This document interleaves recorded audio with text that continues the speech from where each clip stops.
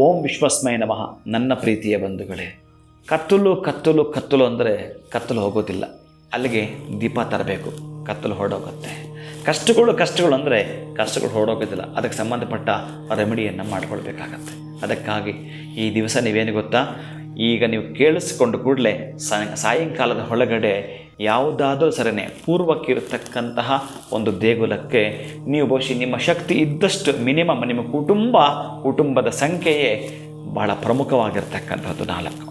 ಹಾಗಾಗಿ ನಾನೇನು ಹೇಳ್ತೀನಿ ಅಂತಂದರೆ 4 ಬಲ್ಪ್ಗಳನ್ನು ಇವತ್ತು ಯಾವುದಾದರೂ ಪೂರ್ವ ದಿಕ್ಕಿಗಿರ್ತಕ್ಕಂತಹ ದೇವಾಲಯಕ್ಕೆ ಕೊಟ್ಟು ಬರ್ತಕ್ಕಂತಹದ್ದು, ಅಥವಾ ನೀವೇ ಸಾಧ್ಯವಾದರೆ ಎಲ್ಲಿಯಾದರೂ ಆ ದೇಗುಲದಲ್ಲಿ ಬಲ್ಪ್ ಹೋಗಿದ್ದರೆ ಇದನ್ನು ತೆಗೆದು ಅದನ್ನು ಹಾಕ್ತಕ್ಕಂತಹದನ್ನು ಮಾಡ್ತಾ ಬನ್ನಿ.